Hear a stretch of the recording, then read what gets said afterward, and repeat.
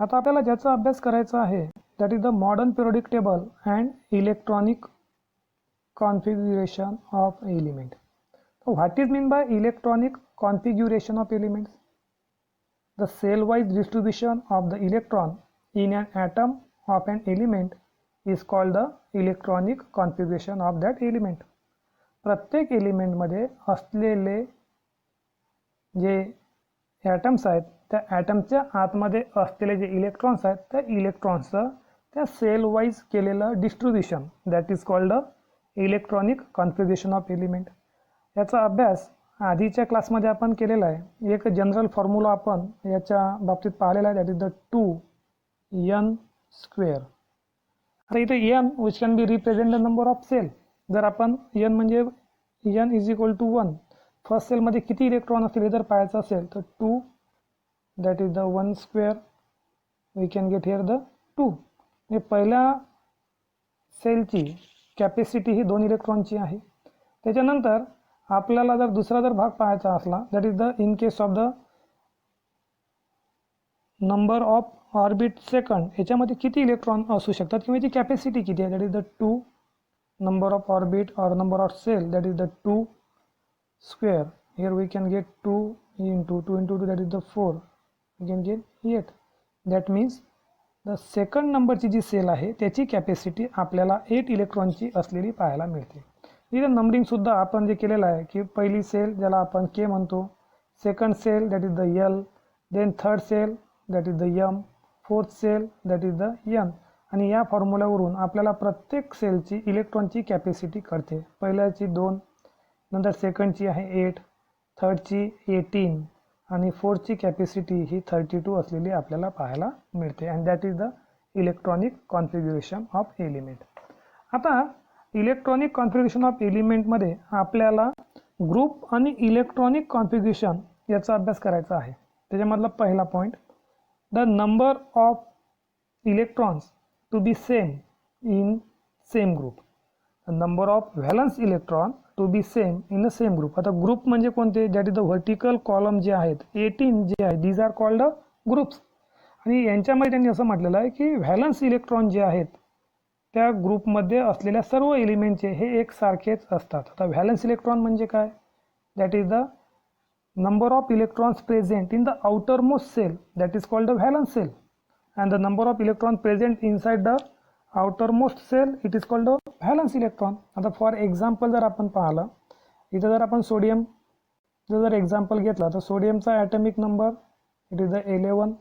Electronic configuration जर आपण याचं करतो म्हटलं दॅट इज द 2s1, म्हणजे आउटरमोस्ट ऑर्बिटमध्ये 1 इलेक्ट्रॉन आहे and that is the valence electron. आता इथे आपण ग्रुपचा जर विचार केला फर्स्ट ग्रुपचा तर here we can get that is the hydrogen, then lithium, then sodium, then potassium. आणि प्रत्येकाचा जर आपण याचा आउटरमोस्ट ऑर्बिटमध्ये 1, त्यानंतर लिथियमचा जर पाहिला ॲटॉमिक नंबर तर 3 दॅट इज इलेक्ट्रॉनिक कॉन्फिगरेशन 2 1. त्यानंतर सोडियमचा atomic number that is the 11 electronic configuration 2 8 1. त्यानंतर पोटॅशियमचा ॲटॉमिक नंबर 19 आणि याचं इलेक्ट्रॉनिक कॉन्फिगरेशन 2 8 8 1. म्हणजे आउटरमोस्ट ऑर्बिटमध्ये इथे प्रत्येक ठिकाणी आपल्याला जो इलेक्ट्रॉन आहे that is called the valence electron जो आहे आपल्याला प्रत्येक ठिकाणी 1 1 1 पाहायला मिळतो.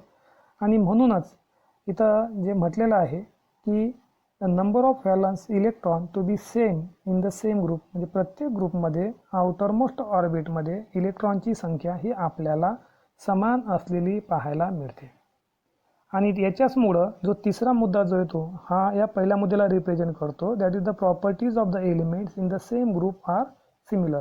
म्हणजे जसं यांनी म्हटलेलं आहे की एलिमेंटच्या प्रॉपर्टीज ह्या त्याच्या ॲटॉमिक नंबरला रिप्रेझेंट करतात आणि प्रत्येक ग्रुपमध्ये जेवढेही एलिमेंट आहे त्यांच्या प्रॉपर्टीज आपल्याला एकसारख्या का पाहायला मिळतात, कारण त्यांच्या आउटरमोस्ट ऑर्बिटमध्ये व्हॅलन्स इलेक्ट्रॉन जे आहेत हे एकसारखे असतात. And that's why we can see here that is the properties of element in a same group are similar. Then after that this point as we go down a group the number of cell goes on increasing.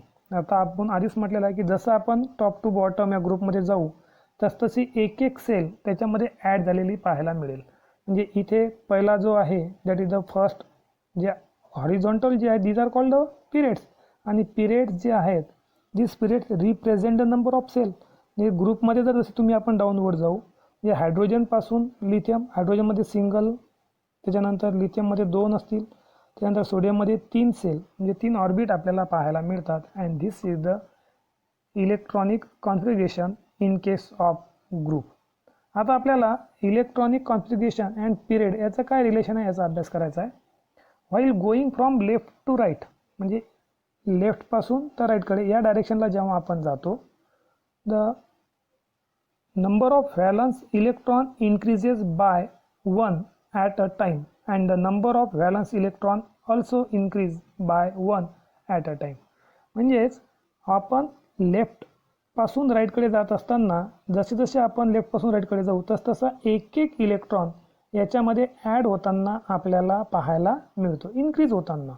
जर तुम्ही लिथियमचं जर पाहिलं तर 3 आहेत, बेरियमचं 4, त्यानंतर बोरॉनचा 5, कार्बनचा 6, म्हणजे प्रत्येक त्याच्यामध्ये आउटरमोस्ट ऑर्बिटमध्ये एक एक इलेक्ट्रॉन इन्क्रीज होताना पाहायला मिळतो. And that's why the number of valence electron also increase by 1 at a time, म्हणजे प्रत्येकमध्ये एक एक इन्क्रीज होताना पाहायला मिळतो. नंतर दुसरा महत्त्वाचा मुद्दा याच्यामध्ये the number of shell is the same. जे आपण पिरियडमध्ये जर गेलो लेफ्ट टू राईट म्हणजे हा पूर्ण असे जर आपण आवी जर these are called the periods, आणि याच्यामध्ये जर आपण अशा प्रकारे जर मूव्ह केलं तर हे सेम सेल टोटल एलिमेंटमध्ये आपल्याला पाहायला मिळतात. पण ग्रुपमध्ये जर आपण टॉप टू बॉटम जर येत असाल तर याच्यामध्ये एक एक सेल इन्क्रीज होताना आपल्याला पाहायला मिळते. And this is the in case of modern periodic table and electronic configuration of element.